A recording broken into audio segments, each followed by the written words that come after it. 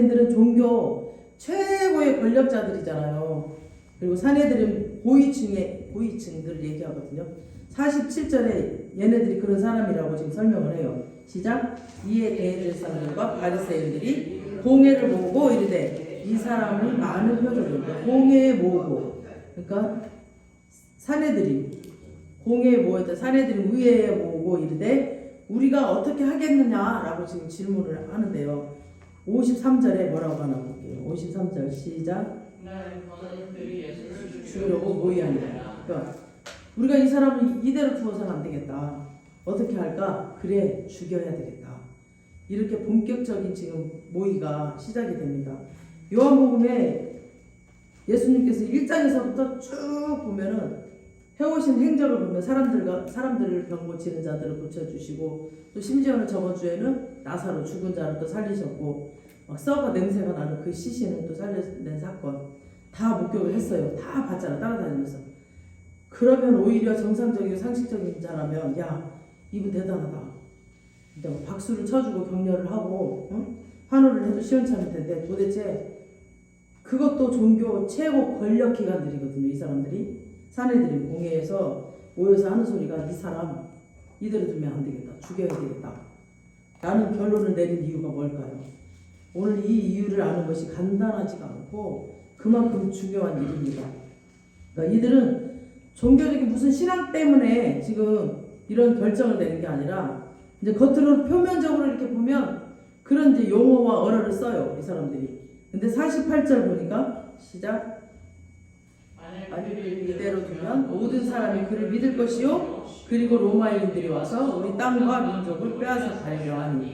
그러니까 여기 보니까 우리 땅이라고 돼 있잖아요. 그러니까 여기 이 땅은 우리가 밟고 다니는 이 랜드, 이 땅을 얘기하는 게 아니라 토포스라는 플레스, 그러니까 공간을 말하거든요. 어떤 지정된 장소라고 되어 있거든요. 그러면 유대인들에게 이 땅은 어떤 의미를 말하냐면 바로 성전, 지정된 그 장소, 성전을 말합니다. 즉, 이 사람을 이렇게 가만히 둬서는 안 되겠다. 이대로 놔뒀다가는 로마 정부가 우리의 그 성소를 짓밟는 일이 생길 것이다. 그러니까 이걸 이제 종교적으로 얘기하는 거죠. 얘네들은 그 종교를 빌미로 지금 종교적으로 얘기를 하는 것 같은데, 종교를 빌미로 지금 정치적 얘기를 하는 거거든요. 왜냐면 많은 표적을 보고 이 사람들이 민심이 점점 예수님께로 따라가. 그리고 예수님의 많은 사람들이 따르고 있고 사람들이 넘어가니까 막 이분이야말로 우리들의 그 압제와 가난과 허기에서 구원해줄 메시아다라고 생각을 하면서 따라다니겠죠. 근데 예수님의 그 주장은 하나님 나라의 이야기, 하나님 나라의 임재. 그거 지금 하나님은 그 십자가를 향해서 가시면서 하나님 나라, 하나님 임재를 말하는 건데, 이 모든 따르는 사람들은 뭐라 그래요? 로마 그 철근 통치에서 우리를 해방해줄 그런 사람으로 알고 따라다니고 있잖아요. 그리고 하나님이 나라의 통치인데 예수님이 말하는 거, 예수님이 선포하는 거, 하나님 나라, 하나님 통치, 하나님이 통치하는 것들을 얘기하는 건데, 예수님이 이해했던 하나님의 나라와 예수님이 선포하고 있는 이 하나님의 나라, 백성들의 표정을 보고 따라다니며 기대했던 나라는 완전히 다른 거죠. 백성들은 완전히 다른 나라를 기대하고 따라다니고 있는 거죠. 적어도 백성들은 이 분야말로 이분이야말로 그 가난과 이 고통과 이 압제를 해결해줄 바로 그 메시아, 그렇게 해줄 메시아다라고 정치적으로 막 이해를 하고 따라다니는 거죠, 사람들이. 그러면 이들이 예수와 결탁을 해서 종교 기득권자들이 바리새인들의 시각에서 볼 때 이들이 로마 정권과 충돌을 이제 일으킬 것이다. 로마 정권과 충돌을 일으키면 제일 먼저 소래가 가고 원치 않는 사람들이 누굴까요?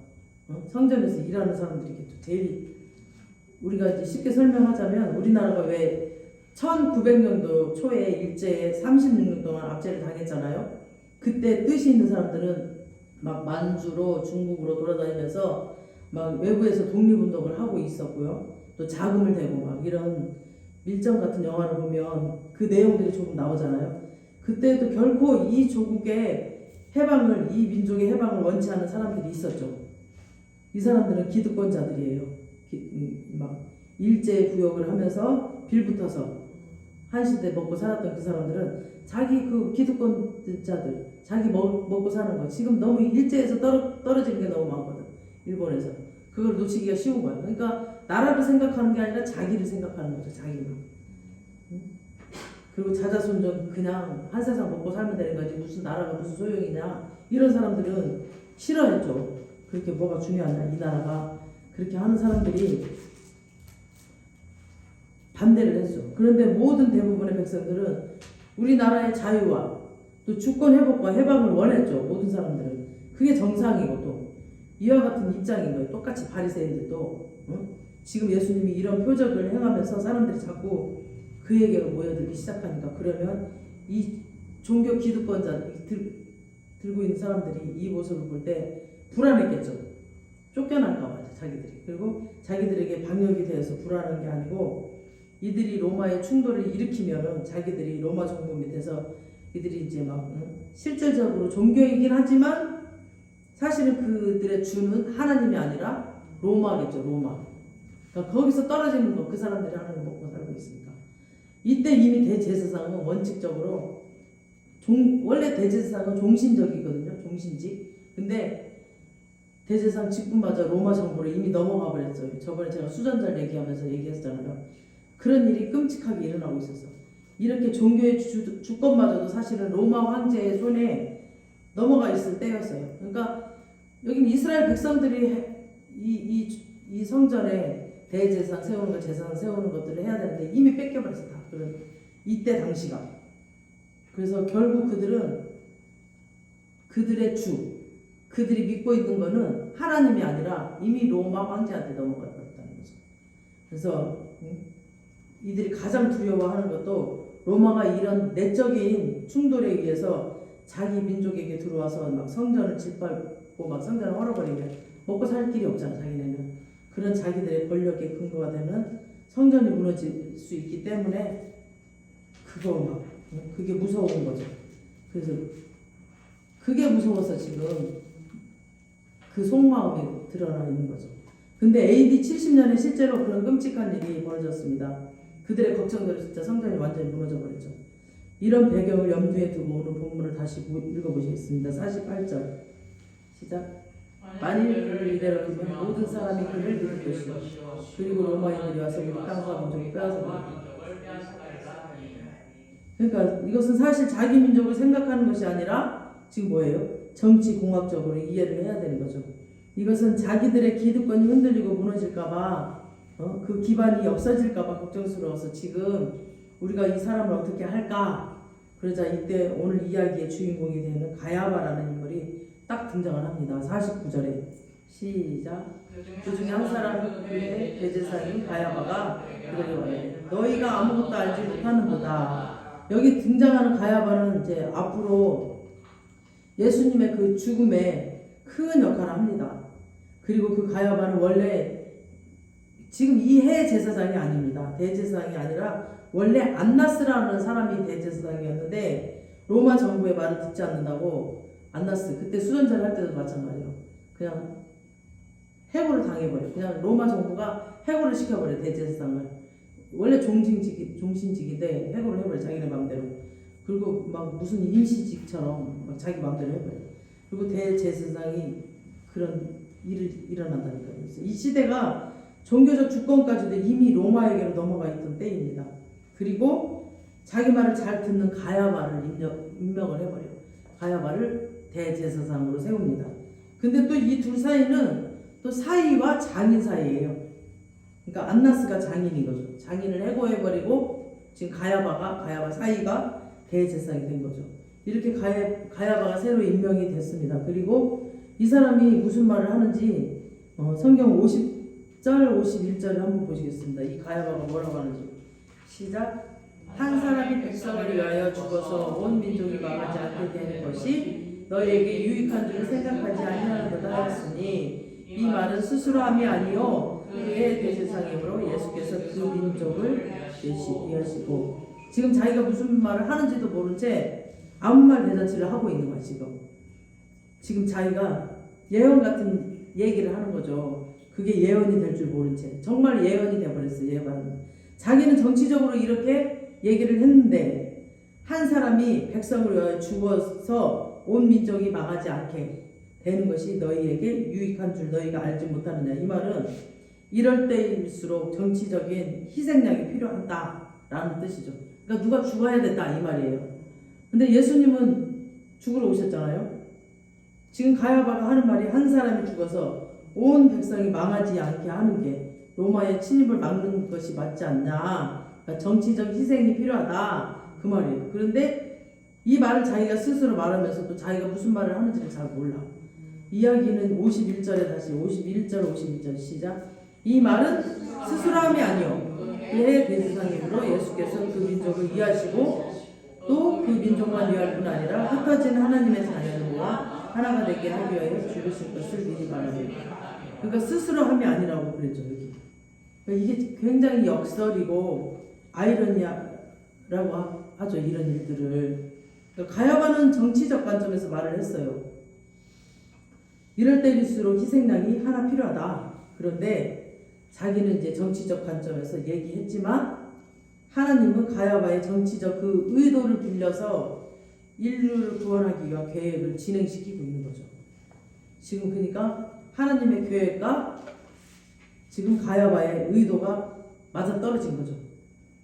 인간은 자기의 야망과 자기의 권력과 정치적 권력을 통해서 이럴 때일수록 희생양이 필요해. 이 사람 하나 제거하면 돼 했는데 그가 말하는 이 사람이 바로 예수잖아요. 여기에 얼마나 무서운 섬뜩한 역설이 감춰져 있나 하면 요한복음 1장 29절 한번 보시겠습니다. 요한복음 1장 29절에 보시면은 시작. 이튿날 요한이 예수께서 자기에게 나와오시는 보고 이르되 보라 세상 죄를 지고 가는 하나님의 어린 양이로다. 그러니까 세상 죄를 지고 가는 하나님의 어린 양이라고 자기를 드러내셨잖아요 예수님이. 원래 어린 양은 희생 제물로 드려지는 거죠. 그러면 이 제사는 누가 집례를 하나요? 대제사장이 집례를 하잖아요. 어린 양을 잡고 집례를 대제사장에. 그러니 얼마나 섬뜩한 아이러니가 이 이야기 속에 담아져 있는가를 볼 수 있습니다. 이 가야바라는 대제사장은 직분이 대제사장입니다. 근데 그 대제사장의 불법한 의도에 의해서 임시 대제사장이 참된 대제사장, 참된 대제사장 중에 예수님 어린 양으로 잡고 있습니다. 지금. 이런 놀라운 역설이 또 있을까요?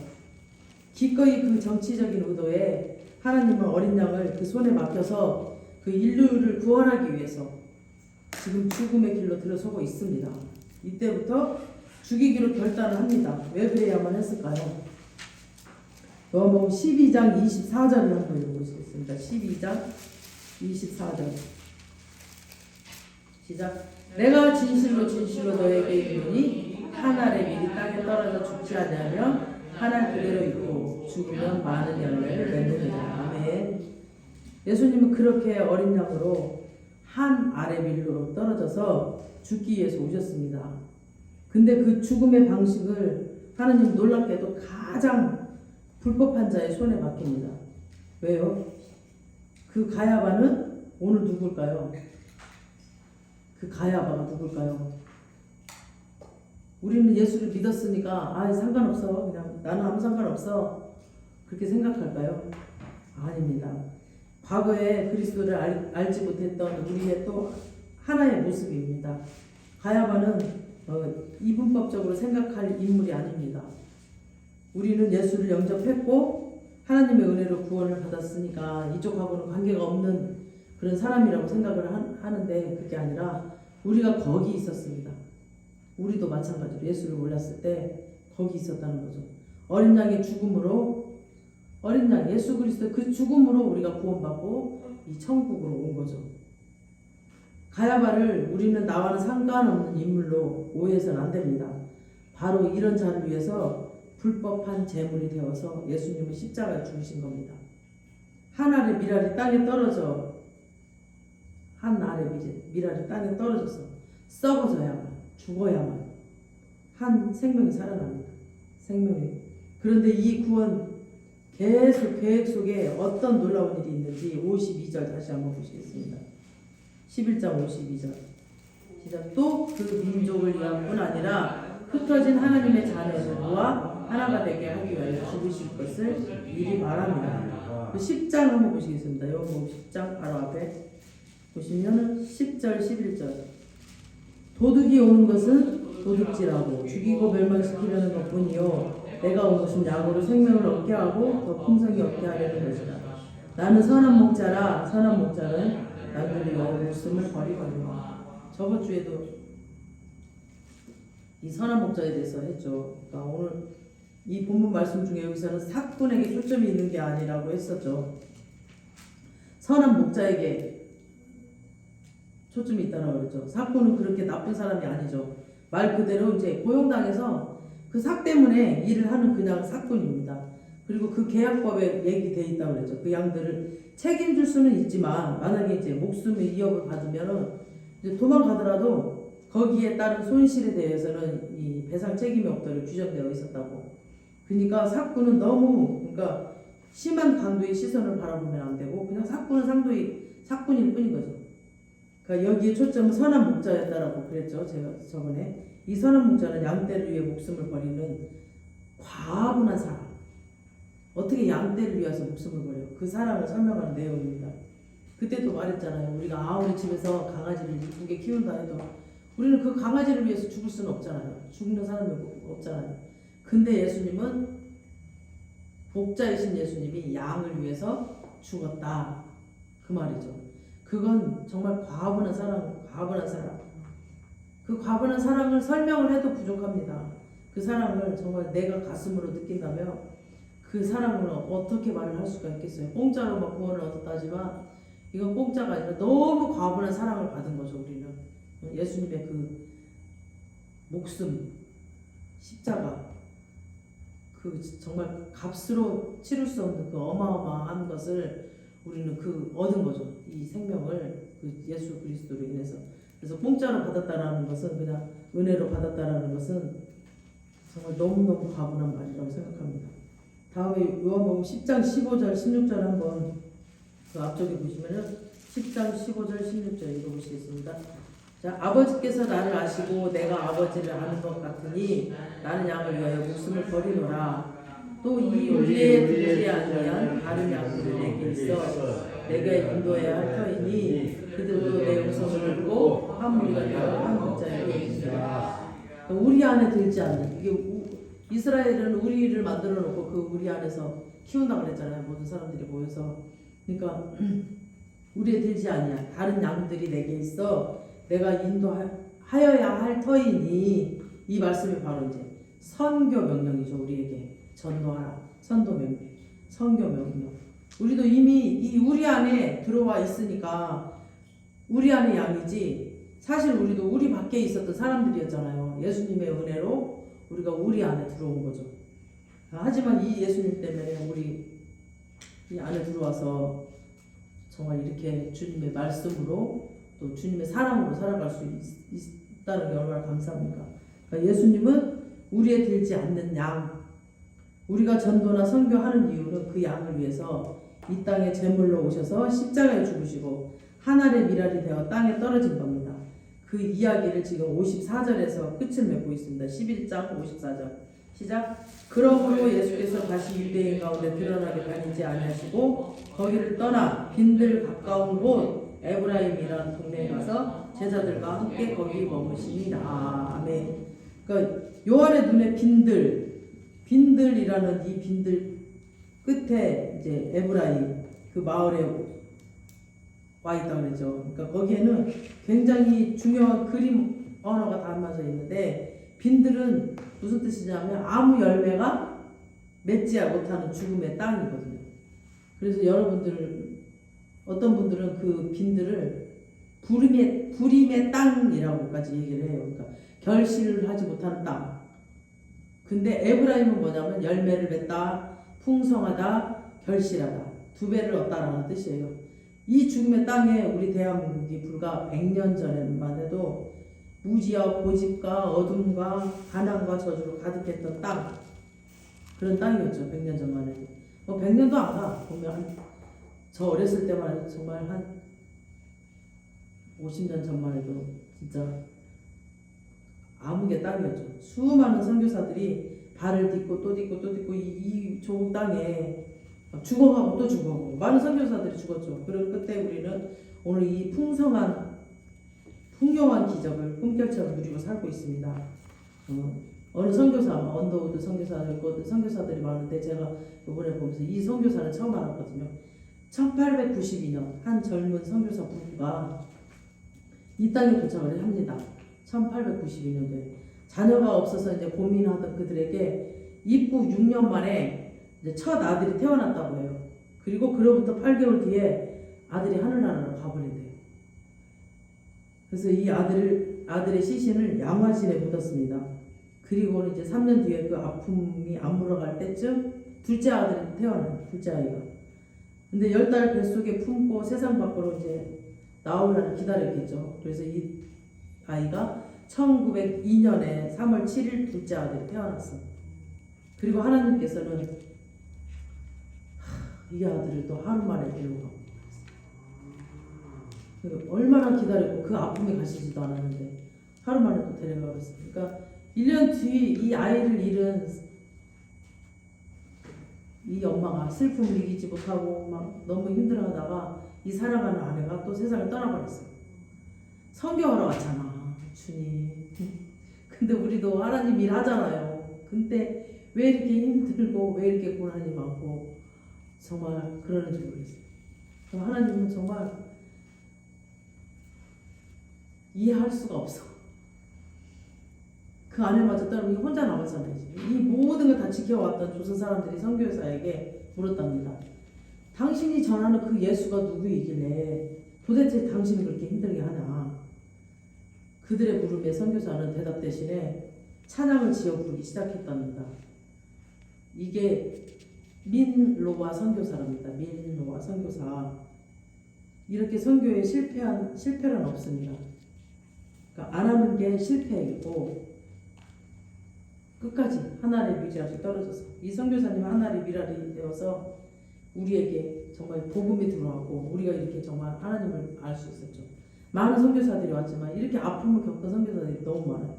그래서 밀로와 선교사님의 하나님의 미랄처럼 살다 지은 이 귀한 신앙 고백 그 찬양 오늘 한번 해보시겠습니다. 94장.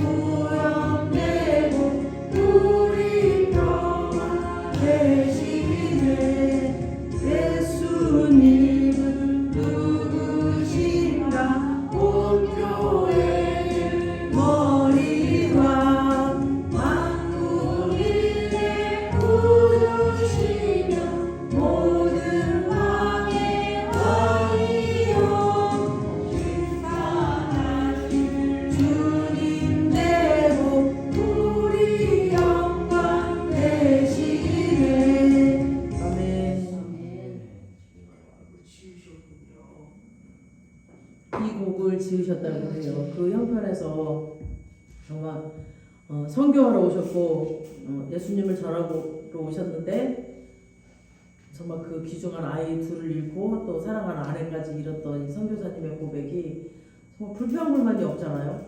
우리도 이 민노와 선교사님 이분 때문에 우리가 또 예수님을 알았고 우리가 생명을 찾았잖아요. 감사하고 우리 예수님 지금 제자들에게 또 이스라엘 백성들에게 계속 하나님 나라 하나님의 그 통치함을 계속 말하는데 이들은 자기가 먹고 살릴 자기 힘들고 있는 이 로마 통치 철근들을 무너뜨려 달라고 내 가난과 내 문제를 해결해 달라고 지금 따라다니고 있거든요. 근데 예수님 초점과 우리들의 초점이 너무 달라요. 그래서 우리에게 예수님의 이 초점이 임하게 해달라고 이 시간 기도하시고 정말 하나의 미랄이 되어서 내가 정말 내 자아를 죽이고 내가 희생하며 정말 예수님의 자녀로 많은 사람들을 살릴 수 있는 그런 영적인 돌파로 우리를 올려주셔서 정말 우리의 삶에 내 환경에 내 상황에 집중하지 않고 오로지 예수님의 그 사랑에 취해서 예수님을 전할 수 있는 우리가 될 수 있게 해달라고 이 시간 기도해 주시고 이런 선교사들의 그 감사함을 다시 한번 가슴에 안고 감사를 외치면서 우리 다 같이 주의 일창하시며 기도하시겠습니다. 주여